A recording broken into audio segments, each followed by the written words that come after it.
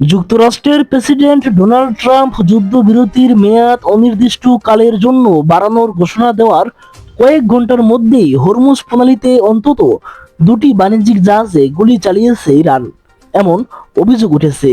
এতে অঞ্চল জুড়ে নতুন করে উত্তেজনা সৃষ্টি হয়েছে।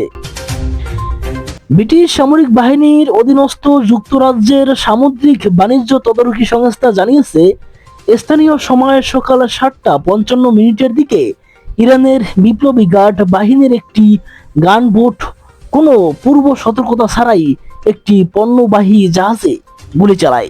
এতে জাহাজটি ক্ষতিগ্রস্ত হলেও কোনো হতাহতের ঘটনা ঘটেনি এবং পরিবেশগত ক্ষতির খবরও পাওয়া যায়নি। একই দিনে আরেকটি পণ্যবাহী জাহাজ থেকেও গুলি চালানোর অভিযোগ করা হয়েছে। ওই জাহাজটি কিছু সময়ের জন্য থেমে যায়, তবে বড় ধরনের ক্ষয়ক্ষতির তথ্য পাওয়া যায়নি। এই ঘটনাগুলো এমন সময় ঘটেছে যখন যুক্তরাষ্ট্র ও ইরানের মধ্যে যুদ্ধবিরতি নিয়ে আলোচনা অনিশ্চয়তা রয়েছে। পাকিস্তানের নির্ধারিত পরবর্তী দফার বৈঠকও অনুষ্ঠিত হয়নি। এর মধ্যে ট্রাম্প একতরফাভাবে যুদ্ধবিরতির মেয়াদ বাড়ানোর ঘোষণা দেন এবং বলেন, তেহরানের কাছ থেকে একটি সমন্বিত প্রস্তাব পাওয়ার অপেক্ষায় রয়েছে ওয়াশিংটন। অন্যদিকে ইরান এখনো এই ঘোষণার আনুষ্ঠানিক প্রতিক্রিয়া জানায়নি, তবে দুই দেশই সতর্ক করে বলছে, সমঝোতা না হলে আবারও সংঘাত শুরু হতে পারে। ইরানের আধা সরকারি বার্তা সংস্থাগুলো এই হামলার বিষয়টি নিশ্চিত করে জানিয়েছে, হরমুজ প্রণালীতে ইরান আইনসম্মতভাবে নিয়ন্ত্রণ প্রয়োগ করছে। তাদের মতে এটি দেশের কৌশলগত অধিকার।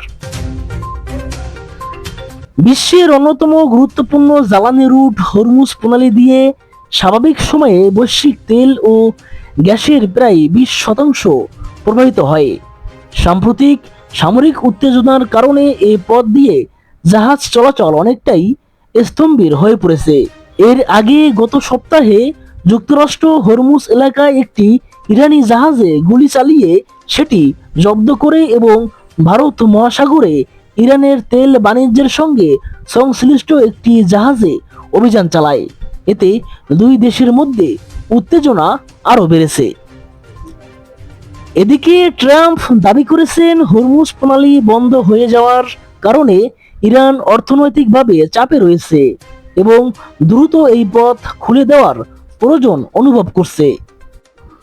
বর্তমান পরিস্থিতিতে বিশ্লেষকদের মতে হরমুজ প্রণালী ঘিরে সামরিক ও কূটনৈতিক টানাপোড়েন, বৈশ্বিক জ্বালানি সরবরাহ এবং আঞ্চলিক নিরাপত্তার জন্য বড় ধরনের ঝুঁকি তৈরি হয়েছে।